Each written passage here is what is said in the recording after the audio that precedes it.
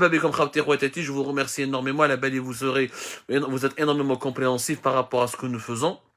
Et par rapport aux moyens par rapport aux moyens que nous utilisons pour partager avec vous les dessous de l'actualité algérienne. Voilà, ce n'est pas encore BFM ni CNews, ce n'est pas le Jazeera ou la CNN, ce n'est, alhamdoulilah, en tout cas pas le NTV ou le Nahar ou Shorouk ou Mushtaqatiha et les dérivés des appareils de la propagande du régime algérien. C'est juste Algérie Part, un média simple, modeste, un média qui se veut au service de l'intérêt général et qui se bat avec le peu de moyens dont il dispose. Voilà, c'est comme ça, ça c'est l'introduction. Les malabels comme des Zarda Kbira avec Club des Pins. À chaque fois qu'il y a un événement en Algérie, ils au Club des Pins et des Zarda Kbira, il y a le Palais des Nations, l'ancien Palais des Nations, il met au niveau des Palais des Conventions, JD, t'as Club des Pins.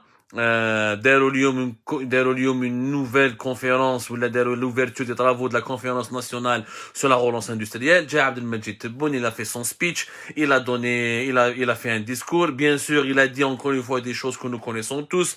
Il a décrit des réalités que les Algériens connaissent depuis plus de 30 ans. Il a parlé de la paralysie de l'économie, de la bureaucratie, de la nécessité de l'industrie. Il a dit des choses que nous connaissons tous. On a un problème au niveau de l'industrie, mais on a une grande industrie, mais on a une bonne économie, on a de la bureaucratie, on a des entraves, on a du marché informel. Les constats. Ce que nous voulons, c'est des solutions. Et je vais vous parler de la différence entre l'Algérie, qui est un pays de constat, un pays où les dirigeants ne travaillent pas, où ils ne veulent pas travailler, où ils se contentent uniquement de multiplier les constats et de dire ce que des généralités que tous les Algériens, toutes les Algériennes et les Algériens connaissent. C'est des dirigeants qui répètent des évidences, mais sans proposer aucune solution, sans proposer aucun plan d'action, sans proposer aucun plan de travail.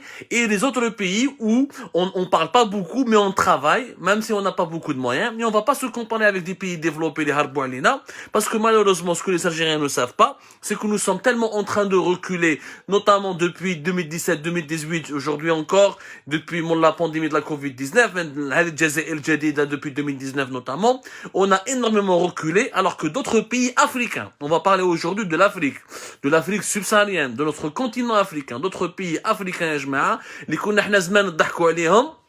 اللي كنا احنا زمان نتمسخروا بهم راهم هما هربوا علينا يا جماعه راهم ils sont en train de développer leur pays d'améliorer leur classement les classements internationaux dans le développement de plusieurs secteurs et l'Algérie est en train de reculer parce que l'Algérie ne fait que parler que polémiquer que faire des constats ces dirigeants ne savent que faire des constats et dire des généralités sans proposer la moindre solution sérieuse. C'est comme un exemple. On va parler de deux domaines, on va parler du digital et de l'université. Pourquoi j'ai choisi le digital et l'université? Parce que le gouvernement algérien a parlé de l'industrie. Et on va parler de l'industrie, mais dans une autre émission, parce qu'on va détailler. Encore une fois, nous sommes le média des propositions. Nous sommes le média des solutions. Le média des généralités et des répétitions. Puisqu'on a une industrie, déjà un climat d'affaires, un climat économique favorable à la créativité, à la création, à l'entrepreneuriat. حنا ما عندناش le climat. علاش ما عندناش le climat? Quelle est la base, les deux piliers d'un bon climat des affaires dans un pays qui se respecte. Ce n'est ni la démocratie, ni l'état de droit, ni rien du tout. Tu as des pays industrialisés et qui sont des dictatures, la Chine et la Russie. Tu as des pays qui commencent à se développer énormément et qui ne sont pas des démocraties et qui ne respectent pas les droits de l'homme parfaitement. Le cas dans beaucoup de cas, l'Indonésie, c'est pas un pays où les droits de l'homme sont respectés totalement. La Malaisie, il y a des dérives autoritaires. Erdogan n'est pas un démocrate, mais la Turquie fait partie des 20 pays les plus riches. Les deux piliers. Pourquoi ces pays-là ont réussi à s'industrialiser et à se développer? Parce qu'il y a une bonne formation, un bon système d'enseignement, il y a un bon système, il y a une bonne école, donc une très bonne université surtout, parce que l'école ne forme pas les citoyens totalement, elle lui donne les armes nécessaires pour aller ensuite vers l'enseignement supérieur, et c'est l'enseignement supérieur qui doit lui donner les outils et les notions et les armes nécessaires pour pouvoir ensuite devenir un véritable citoyen qui peut s'intégrer au marché professionnel, qui peut contribuer au développement de son pays. L'université et l'enseignement, ou ensuite les technologies. Est-ce que ce pays-là dispose du savoir? Le savoir, de la formation plutôt, et le savoir. La formation et le savoir, c'est les deux piliers qui permettent aujourd'hui, dans le monde moderne, le développement d'un pays. C'est les deux piliers. Avec un bon système d'enseignement, tu vas former des citoyens qui sont bien éduqués et qui sont compétents. On appelle ça la main-d'œuvre de qualité, une main-d'œuvre de compétente. Et dès que des citoyens bien élevés et compétents, ما تقدر dire aucune industrie. إذا ما عندكش des citoyens mais ils maîtrisent pas, ils n'ont pas de compétences techniques. L'industrie c'est de la technicité. L'industrie c'est de maîtriser l'informatique, maîtriser la mécanique, le génie électronique, le génie mécanique, le génie industriel, l'aéronautique. C'est des domaines, l'automobile, tout ça. C'est des domaines techniques qui nécessitent une ingénierie, qui nécessitent des compétences. Des discours ou c'est la poésie. C'est l'industrie, c'est la littérature.